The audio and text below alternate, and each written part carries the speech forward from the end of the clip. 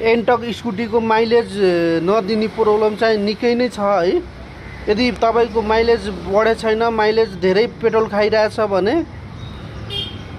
तपाईले चिन्ता लिनु पर्दैन, तुरुन्त म कहाँ आउनुस्, त्यसको सल्भ चाहिँ म गरेर पठाउँछु। तपाईको माइलेज दिने र पिकअप दिने बनाइदिन्छु 100% वारेन्टीको साथमा। त्यही भएर भिजिट गर्नु Swastik Satya motorcycle workshop, Guhyeshwari, Pashupati area, Gaurighat.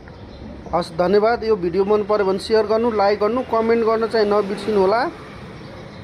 यसको यो एन्टक स्कुटीमा आरपिएम र माइलेज कसरी मिलाउने भनेको यो कालोमा मिलाउने हो। यो कालोदेखि यसलाई बन्द टाइट गर्ने रबरको नट हुन्छ। यो एयर स्क्रु भनेर पनि हुन्छ, अनि माइलेज पनि यसैबाट मिल्ने हो। त्यही भएर यो टाइट गरेर हजुरको बिस्तारै बिस्तारै खोल्ने 4 राउन्ड। ठ्याक्कै 4 राउन्डमा बसेपछि सोलोमा पनि बस्छ, अनि सोलोमा बसे पनि